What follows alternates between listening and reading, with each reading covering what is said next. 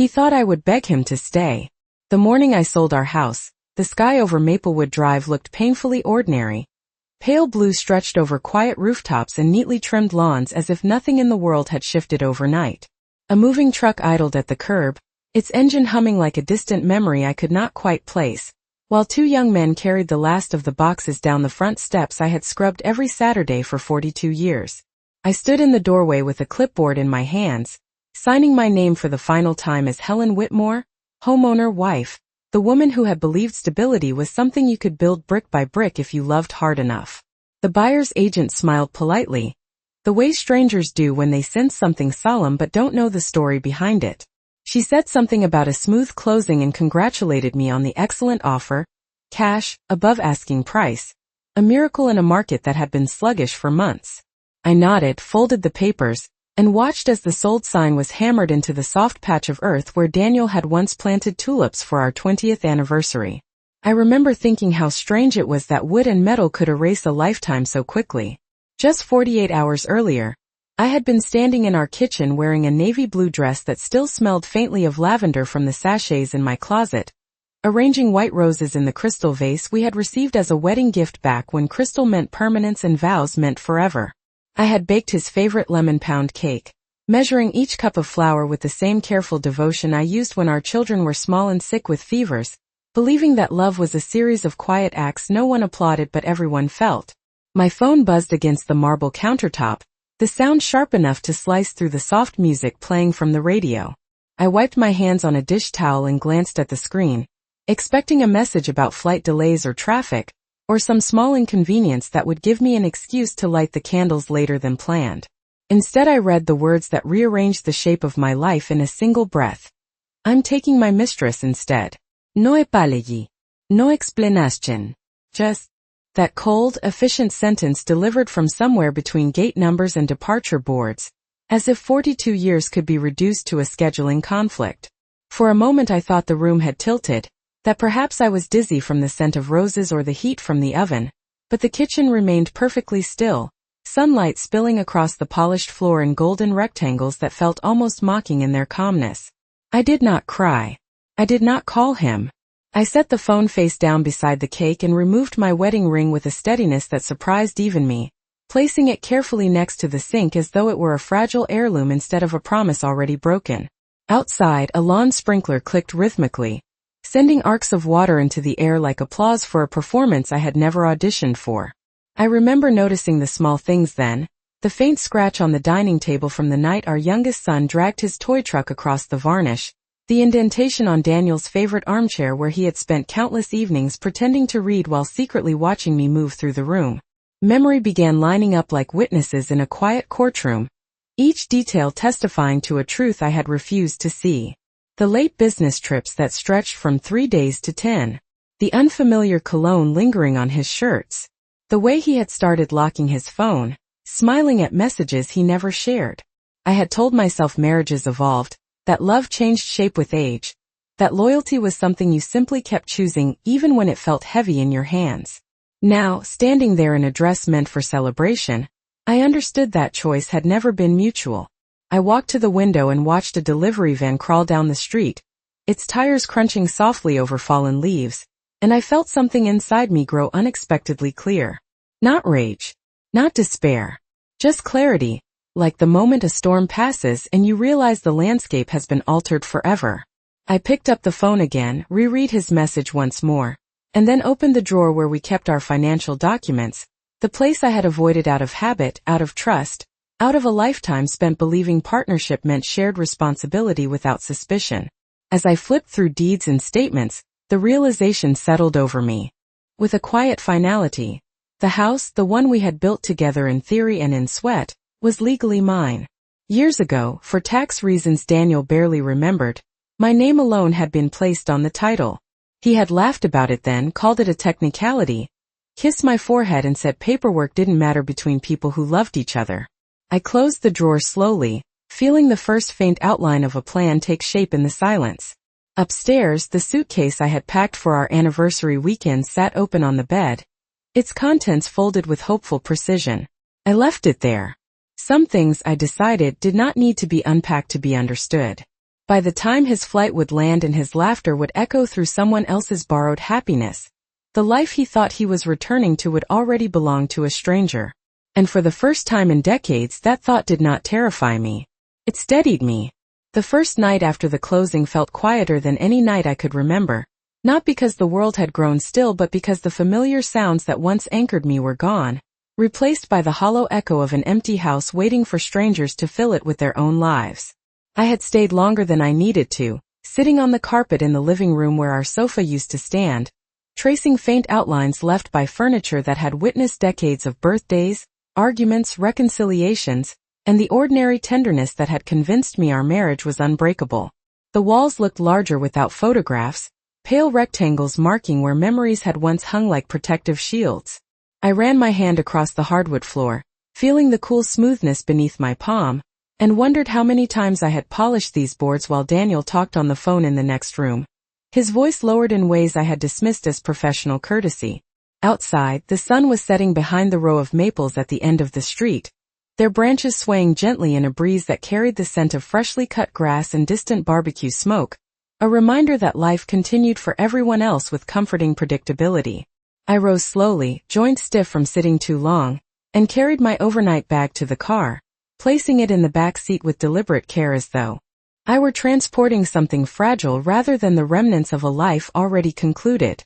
The motel on Route 17 was modest but clean, the kind of place travelers passed without noticing, its neon sign flickering softly against the darkening sky. At the front desk, a young clerk with tired eyes handed me a key card and wished me a pleasant stay, unaware that the phrase sounded almost ironic to a woman who no longer recognized the meaning of staying anywhere. My room overlooked the parking lot, rows of vehicles glinting under yellow lights like silent witnesses to countless departures and arrivals. I sat on the edge of the narrow bed and took out the envelope containing the cashier check from the sale, its crisp edges reassuring in a way that surprised me. Money had never been my language of comfort, yet now it represented something more profound than security. It was proof that I had acted, that I had refused to remain frozen in the role of the abandoned wife waiting for explanations that would never satisfy the quiet dignity I still possessed. I thought about the timeline unfolding somewhere beyond my reach, Daniel stepping off a plane with that confident stride I had once admired, a woman beside him whose laughter probably sounded lighter than mine had in years. Perhaps he was already imagining the relief of coming home to pack for a new future, rehearsing apologies he believed would soften the ground beneath his feet. The image did not sting as sharply as I expected. Instead, it clarified the distance between who I had been and who I was becoming. I opened my notebook and began listing practical tasks, forwarding mail, transferring utilities, arranging temporary storage for the few belongings I had kept, each line written in careful script that steadied my breathing. Order had always been my quiet rebellion against chaos.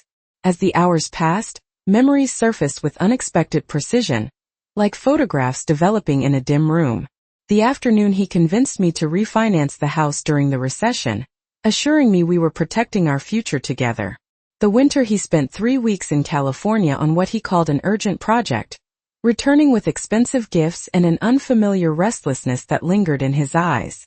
I had accepted every explanation because trust had been my default setting, not a privilege to be earned. Now lying back against the thin pillow, I realized how thoroughly I had trained myself to interpret absence as necessity rather than warning. The motel heater clicked on and off with mechanical persistence, filling the space with a low hum that made sleep feel distant and unnecessary. I turned on the bedside lamp and studied the simple wallpaper pattern, small blue flowers repeating endlessly across the surface like a reminder that some designs only reveal their monotony after prolonged attention. Around midnight my phone vibrated again, his name glowing on the screen as though nothing had changed between us except geography. I did not answer. I watched the call fade into silence, then placed the device face down and closed my eyes, allowing the darkness to settle without fear. Tomorrow I would drive south toward Arizona, toward a friend who had once told me reinvention was not an act of desperation, but a declaration of ownership over one's remaining years. For now, it was enough to breathe, to listen to the steady rhythm of my own heartbeat, and to understand that the life waiting for him no longer included the address he had taken for granted. Somewhere in the distance a train whistle sounded, long and mournful, yet it carried a strange promise. Journeys began and ended every day. This one, I finally understood, belonged entirely to me.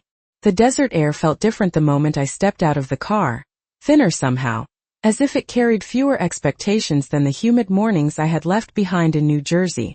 The drive south had taken nearly 2 days, 870 miles of highways that stretched endlessly beneath a sun too bright to ignore, each mile peeling away another layer of the life I had worn for decades. I had packed lightly, just 2 suitcases and a small wooden box filled with documents, photographs, and the cashier check that still felt unreal in my hands. At a rest stop in Virginia, I had watched families gather around picnic tables, children laughing as they spilled soda onto concrete, couples arguing gently over directions, ordinary scenes that once would have reassured me of belonging. Now they felt like postcards from a country I had quietly emigrated from without a passport. My friend Carol lived in a low stucco house at the edge of Scottsdale, where the mountains rose like faded watercolor paintings against the horizon. She opened the door before I could knock, as if she had been standing there for hours listening for the sound of my engine, and when she wrapped her arms around me I realized how long it had been since someone had embraced me without an agenda. Inside, the house smelled of coffee and orange blossoms, sunlight filtering through wide windows onto tile floors cool enough to soothe my tired feet. I placed my bags in the guest room and sat on the bed, feeling a sudden wave of exhaustion that had nothing to do with travel and everything to do with the quiet acceptance settling into my bones. That evening we sat on her patio watching the sky shift from pale gold to deep violet, cicadas humming like distant electricity, and I told her only the outline of what had happened. I spoke calmly, choosing words the way one arranges fragile glassware, careful not to shatter the composure I had built mile by mile. She did not interrupt. She simply listened, nodding occasionally, her eyes reflecting the last light of day. Somewhere in the middle of my story my phone buzzed again on the small iron table between us. I did not need to look to know who it was. The pattern had become predictable. A series of calls spaced hours apart like a metronome measuring regret. Carol raised an eyebrow but said nothing. I let the vibration fade into the desert night. Later, alone in the guest room, I opened my notebook and began mapping the next steps with a precision that surprised me. There were accounts to close, subscriptions to cancel, a forwarding address to file with the postal service, details that once would have been shared responsibilities now falling entirely within my quiet jurisdiction. The realization did not frighten me. It clarified something essential about ownership, about how easily we surrender authority in exchange for the illusion of partnership. Sleep came slowly, interrupted by dreams of long hallways and doors that would not open. Yet when morning arrived it brought with it a stillness that felt almost sacred. I walked barefoot into the kitchen where Carol was pouring cereal into 2 bowls, the sound of milk hitting glass as steady as a promise, and I understood that reinvention did not announce itself with fanfare. It arrived in small gestures, in the decision to breathe deeply despite uncertainty, in the willingness to imagine a future measured not by anniversaries or shared mortgages, but by personal latitude. After breakfast we drove into town, the road lined with tall saguaro cacti standing like silent guardians of secrets no one else could decipher. At a local bank I opened a new account in my own name, signing the forms with a hand that no longer trembled. The manager, a polite man with silver hair and an easy smile, congratulated me on my relocation and asked if I was enjoying Arizona so far. I told him the truth, that I was still learning how to define enjoyment in a life that had shifted so suddenly. He nodded as if he understood more than he said. On the drive back my phone finally chimed with a voicemail notification. I did not play it immediately. I watched the desert landscape roll past, miles of open space that suggested possibility rather than loss, and felt a quiet certainty take root. Whatever words waited on that recording, whatever explanations or apologies he had assembled during his journey home, they belonged to a version of me who no longer existed. The woman gripping the steering wheel now had already crossed too many state lines, both literal and invisible, to turn around. And somewhere between the rhythm of the tires on asphalt and the endless blue above us, I began to sense that freedom was not a destination but a gradual unfolding, one measured mile at a time. The voicemail waited on my phone like a sealed envelope I did not feel obligated to open, its presence both insignificant and strangely heavy as the days in Arizona began to settle into a rhythm that felt unfamiliar yet quietly reassuring. Each morning the desert light arrived early and unapologetic, spilling through the wide windows of Carol's kitchen before 7 o'clock, and painting the countertops in warm shades of gold that made coffee taste stronger and thoughts feel clearer. I had started walking around the neighborhood just after sunrise, when the air was still cool enough to carry the faint scent of dust and distant citrus groves, passing tidy stucco homes with terracotta roofs and wind chimes that sang softly whenever a breeze moved through the narrow streets. People here smiled without asking questions. They waved as if they had known me for years, as if belonging could be granted through simple gestures rather than decades of shared history. One morning I stopped at a small real estate office near the grocery store, its glass door propped open to welcome in the light, and studied the listings displayed on a corkboard covered with pastel pushpins. Condominiums with modest patios. Townhouses within walking distance of pharmacies and cafes. Spaces designed for lives that had been reduced to essentials without becoming diminished. The agent, a woman with kind eyes and practical shoes, asked if I was thinking about buying. I heard myself answer yes before doubt could interrupt. She handed me brochures and spoke about square footage and property taxes and homeowner associations, words that once would have felt intimidating, but now sounded like instruments in a language I was finally willing to learn. That afternoon I sat at Carol's dining table surrounded by papers, making columns of numbers and notes in my careful handwriting, mapping possibilities instead of memories. Every so often my phone would light up again with his name, the same persistence I had once interpreted as devotion now revealing itself as entitlement. I imagined him walking through the empty rooms we had once filled together, perhaps calling out for me out of habit, his voice echoing against walls already belonging to someone else. The image did not bring satisfaction. It brought perspective. For years I had believed that endurance was the highest form of love, that staying when things became difficult proved strength. Now I began to understand that leaving, even silently, could be an act of equal courage. One evening Carol and I drove out toward the edge of the city where the land opened wide and unguarded, the horizon stretching farther than any promise I had ever received. We parked near a trailhead and sat on a wooden bench, watching the sun sink behind jagged silhouettes of mountains that seemed older than regret itself. I finally played the voicemail then, holding the phone between us as his voice filled the quiet air. He sounded tired, confused, rehearsed. He spoke about misunderstandings and poor timing, and how he had expected to explain everything in person. He asked where I was. He said the house was empty and the neighbors were talking. He said he did not recognize his own life anymore. When the message ended I did not feel anger. I felt something gentler and more decisive, like the closing of a book whose final chapter had been inevitable all along. Carol reached for my hand and squeezed it lightly, offering comfort without commentary. On the drive home I watched headlights glide past us on the opposite side of the road, each beam disappearing into darkness as quickly as it appeared.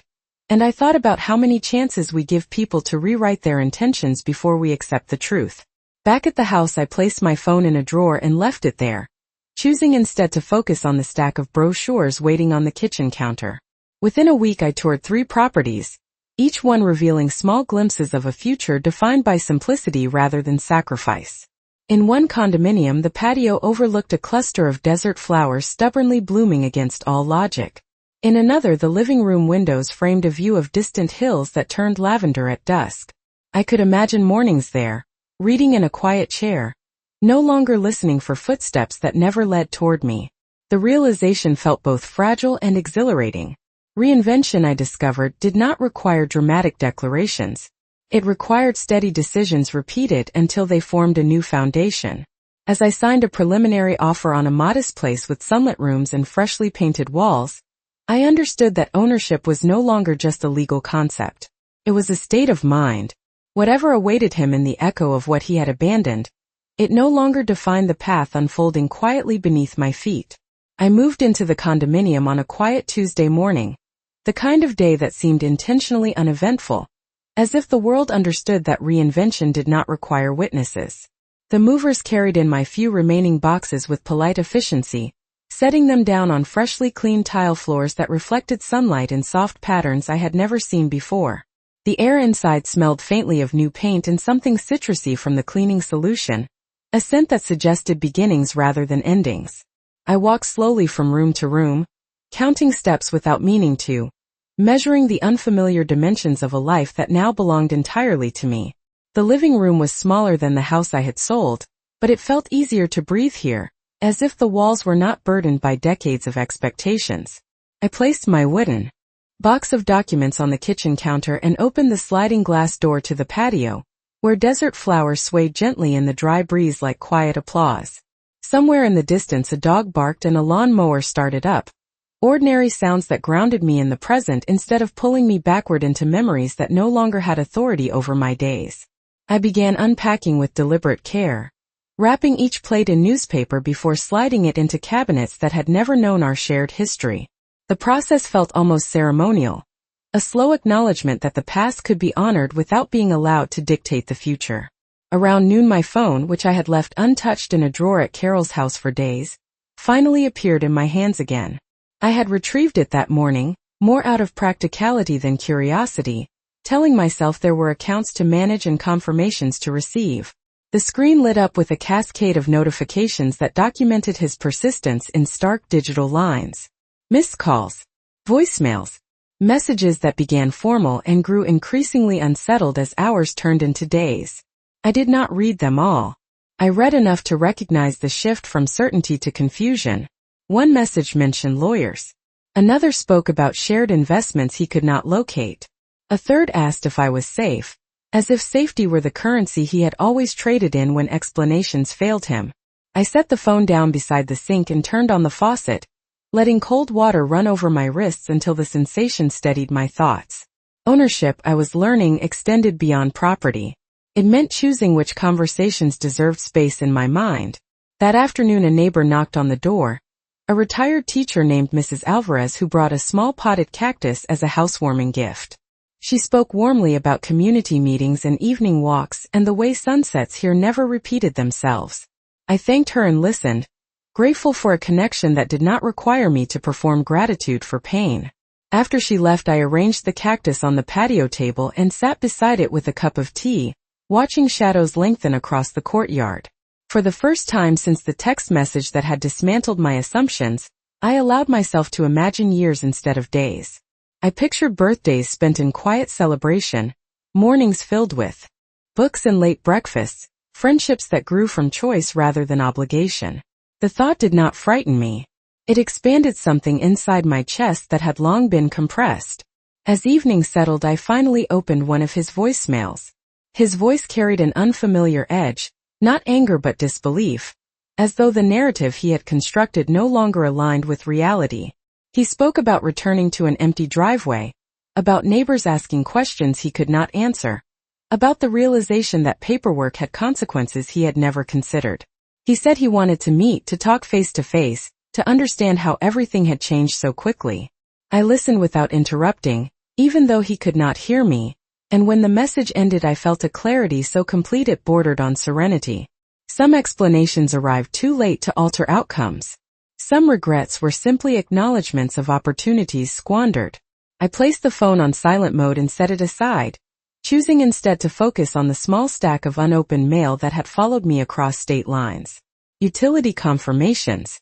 A welcome packet from the Homeowners Association.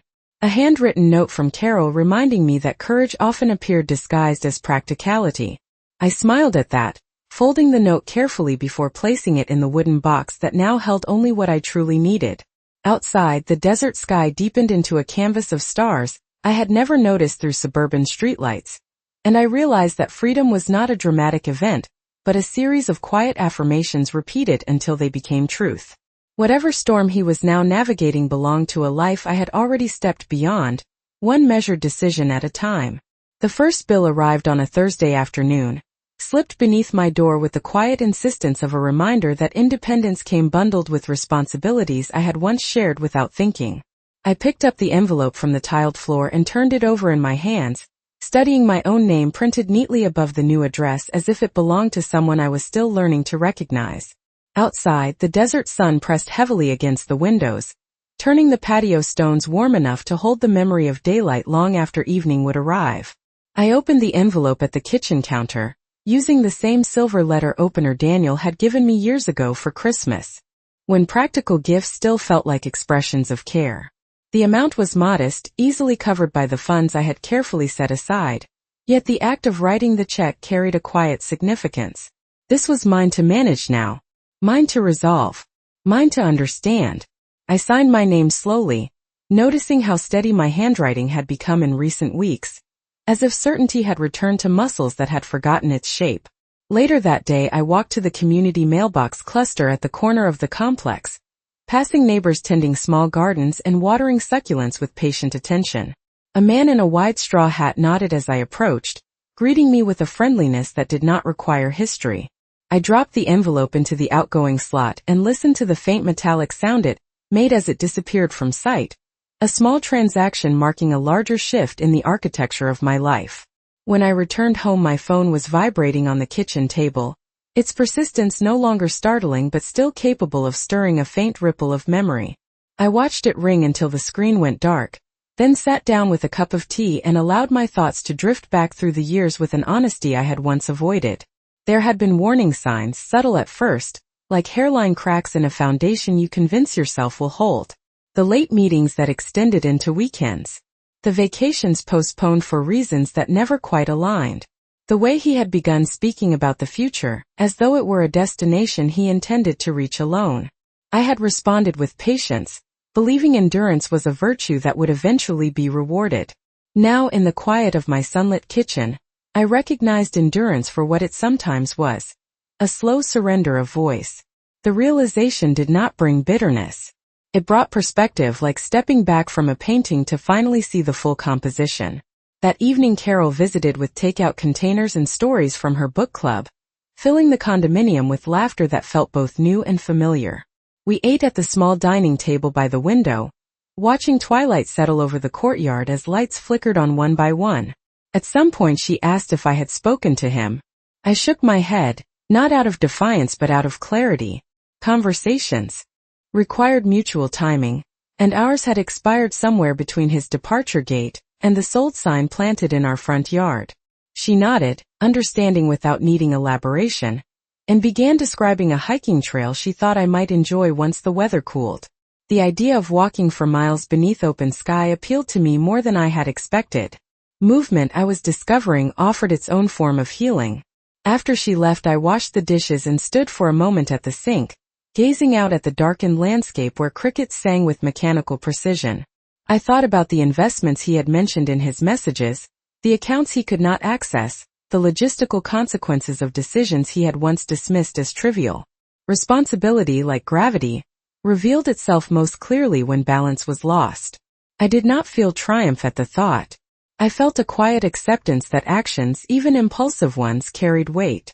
Before going to bed, I finally read one of his longer emails, the words scrolling across the screen with a mixture of urgency and disbelief. He wrote about wanting to restore what had been damaged, about the possibility of meeting halfway. I closed the message without replying, not because forgiveness was impossible, but because reconciliation required a shared understanding that had never truly existed between us.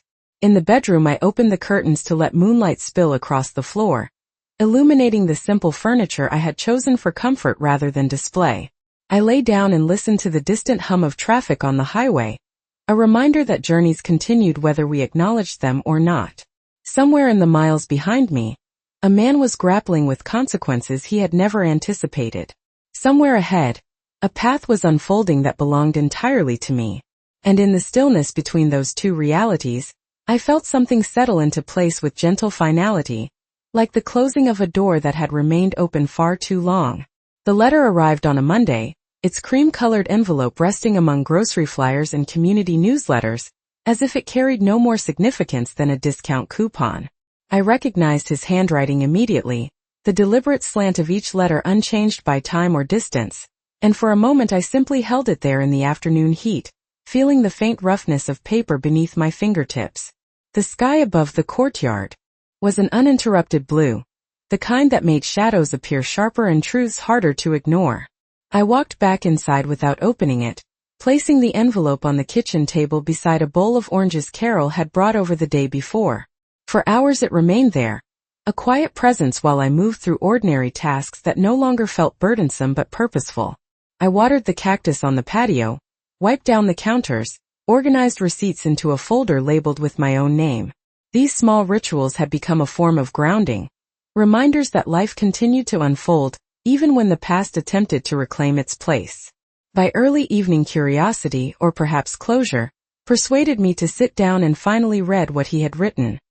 His words were careful, almost formal, as if he were drafting a business proposal instead of reaching toward a woman who had once shared his bed and his dreams. He described returning to an empty house that echoed with absence, neighbors watching from behind curtains. The realization that the life he had assumed would remain stable had shifted beyond his control. He spoke about regret, about choices made in moments he now called foolish, about the woman he had believed would offer excitement but who had quickly grown impatient with complications he could not resolve. There was no mention of love, only inconvenience and the sudden weight of consequences. I folded the letter slowly, noticing how the paper creased with a soft, final sound, and placed it back into the envelope without rereading the closing lines. Outside, the sun was sinking toward the mountains, casting long amber streaks across the pavement that made the world look briefly cinematic, as if I were standing inside a scene meant to be remembered. I took my tea to the patio and sat quietly, letting the warmth of the cup steady my breathing, while the desert wind whispered through the brittle leaves of nearby shrubs. For years I had believed that loyalty required endurance beyond reason, that forgiveness was a duty rather than a choice. Now, watching the sky darken into shades of violet and gray, I understood that self-respect sometimes meant allowing distance to remain intact. The next morning I drove to a nearby bookstore recommended by Mrs. Alvarez, its narrow aisles filled with the comforting scent of paper and ink. I spent an hour browsing travel guides and memoirs written by women who had reinvented themselves after lives that had seemed complete. Their stories did not mirror mine exactly, yet they resonated with a quiet truth about resilience. At the register I purchased a notebook with a soft leather cover and began writing in it that afternoon. Not about loss but about intention. I listed places I wanted to visit, classes I might take, conversations I hoped to have with people who knew nothing of my history. The act felt strangely liberating, as if I were sketching the outline of a future that no longer depended on shared decisions. When I returned home, my phone chimed with a new message, shorter this time, stripped of explanations. He asked if we could meet in person when he traveled west for business. He said he needed to see for himself how I was living. I read the words once and set the phone aside, aware that his curiosity was no longer my responsibility. That evening Carol and I attended a community concert in the park, folding chairs arranged beneath strings of glowing lights while a local band played songs about journeys and second chances. Children danced barefoot on the grass, couples swayed together in gentle rhythm, and for the first time in months I allowed myself to smile without reservation. The music carried across the warm night air like an invitation to step fully into the present. As I watched the stars emerge one by one above the dark silhouettes of palm trees, I realized that closure did not always arrive through confrontation. Sometimes it came quietly, in the recognition that the story had already turned a page long before anyone noticed.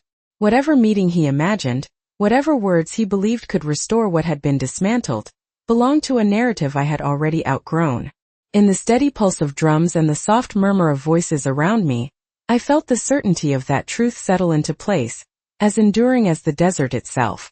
The day he finally arrived in Arizona began like any other, with sunlight spilling across my bedroom floor, and the distant sound of sprinklers ticking methodically through their early morning routine. I had known he would come. His last message had been less a request than an announcement, a statement that carried the old confidence I once mistook for certainty. I brewed my coffee slowly, measuring each scoop with the same calm precision that had become my quiet signature, and carried the mug to the patio where desert flowers had opened their fragile petals to the warmth. The air felt expectant, though nothing in the sky or the stillness of the courtyard suggested confrontation. When the knock finally came, it was softer than I imagined, 3 restrained taps that seemed to acknowledge the distance between who we had been and who we had become. I opened the door without hesitation. He stood there looking older, not merely in years but in the way responsibility settles into the lines around the eyes. The confident posture I remembered had been replaced by something tentative, as if he were unsure which version of me would answer. For a moment neither of us spoke. The silence stretched comfortably, not awkward but definitive, like a boundary that had already been drawn. He glanced past me into the modest living room, taking in the sunlit walls, the simple furniture, the absence of shared photographs. I saw realization move across his face in quiet stages, the understanding that this space held no room for the life he had abandoned. He began with practical questions about how I had managed the sale, about accounts he could no longer access, about the neighbors who had offered unsolicited opinions.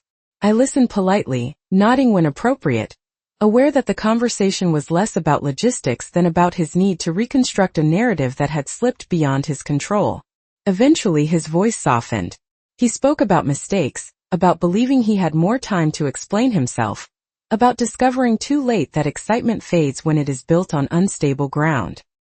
He admitted that the woman he had chosen had already moved on, unwilling to wait for complications to resolve. There was no bitterness in his tone, only the weary acknowledgement of consequences. I invited him to sit on the patio, offering water instead of coffee, a gesture that felt both courteous and distant.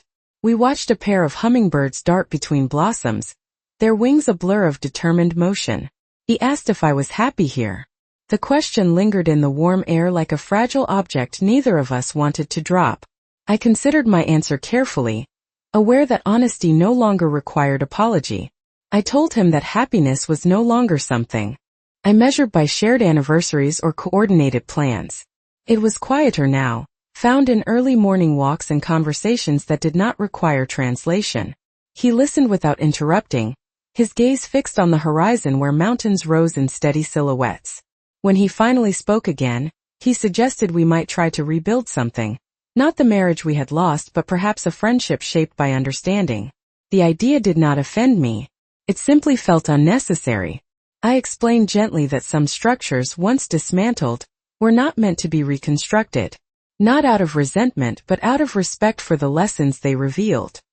He nodded, accepting more quickly than I expected, perhaps recognizing that persuasion had no place in a life I had already reclaimed. We sat together for a while longer, sharing memories that now felt like stories belonging to someone else. Before he left he thanked me, not for forgiveness or for patience, but for the clarity I had offered without raising my voice. I walked him to the door and watched as he crossed the courtyard toward his rental car, his figure growing smaller against the bright expanse of Arizona sky. There was no dramatic farewell, no lingering hesitation, just a quiet departure that mirrored the way I had once driven away from Maplewood Drive. When I closed the door behind him, the house did not echo. It simply held its shape, filled with light and the steady rhythm of a future that required no further explanation. The morning after he left felt lighter in a way that had nothing to do with the weather and everything to do with the quiet certainty settling inside my chest like a long-delayed sunrise. I woke before dawn, not from worry or habit, but from an unfamiliar sense of anticipation, as if something gentle and promising were waiting just beyond the edge of sleep. The condominium was still wrapped in darkness, the walls holding the coolness of night while faint outlines of furniture emerged in silver shadows.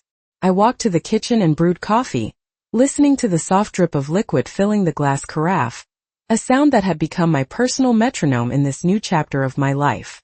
When I stepped onto the patio, the sky was beginning to pale, streaks of lavender dissolving into a clear horizon that stretched wider than any expectation I had carried from my past.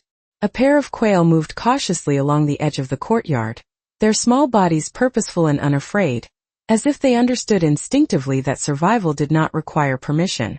I sat in my favorite chair and wrapped my hands around the warm mug, feeling gratitude settle over me not as a dramatic revelation, but as a steady presence that had grown quietly stronger with each passing day. For years I had defined myself through roles that seemed permanent: wife, caretaker, the silent architect of stability in a house that had eventually become too heavy to hold. Now I was discovering a different vocabulary, one shaped by independence and choice, by mornings that belonged entirely to me. Later that week I attended my first art class at the community center.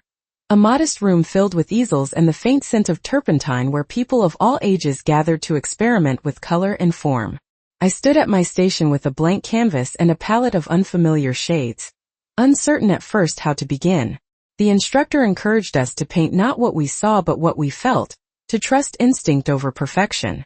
As I moved the brush across the surface I realized that this was what reinvention looked like. Imperfect strokes layered patiently until an image emerged that could not have been predicted in advance. After class, a woman named Ruth invited me to join a small group for lunch at a nearby cafe, and we spent an hour discussing books and travel plans, and the strange comfort of starting over in a place where no one expected explanations. Their laughter felt like sunlight breaking through a cloud that had lingered too long. That evening I returned home to find a final message on my phone, brief and measured.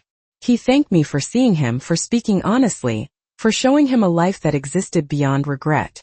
There was no request attached, no suggestion of reunion. Just a simple acknowledgement that paths sometimes diverge without bitterness. I read the words once and then deleted the message, not out of anger but because it had already served its purpose. The desert night unfolded around me with its familiar chorus of distant traffic and rustling leaves, a soundtrack I had come to associate with quiet triumph. I walked through the rooms of my home, turning off lights, one by one, pausing in the doorway of the living room to take in the soft glow of the moon filtering through sheer curtains. This space, once foreign, now held the unmistakable imprint of belonging. In the weeks that followed, I filled my calendar with small commitments that carried unexpected joy: volunteer shifts at the local library, weekend drives to watch the sunset from hilltops that seemed to stretch forever, long phone calls with friends who remembered the girl I had been before life taught me endurance.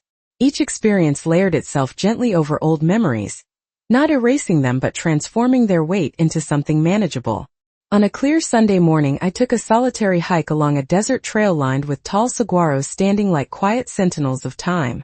The path wound upward for nearly 2 miles before opening onto a ridge where the entire valley spread beneath me in muted shades of gold and green. I stood there, breathing deeply, feeling the wind move across my face with the confidence of a promise finally kept. For the first time since everything had changed, I allowed myself to look back without flinching, to acknowledge both the love that had once existed and the strength it had taken to release it. Freedom, I understood then, was not about winning or losing. It was about choosing forward motion, even when the road ahead was uncertain. As I began the descent toward the trailhead, the sun climbed higher, illuminating each step with unwavering clarity, and I realized that the life unfolding before me was not a replacement for what had been lost. It was a continuation, shaped by lessons learned in silence and courage practiced in solitude. Whatever stories he would tell about us in the years to come, they would no longer define the woman I had become. I walked on with steady purpose, carrying nothing but water, memory, and the quiet knowledge that sometimes the most powerful endings are simply beginnings spoken in a softer voice.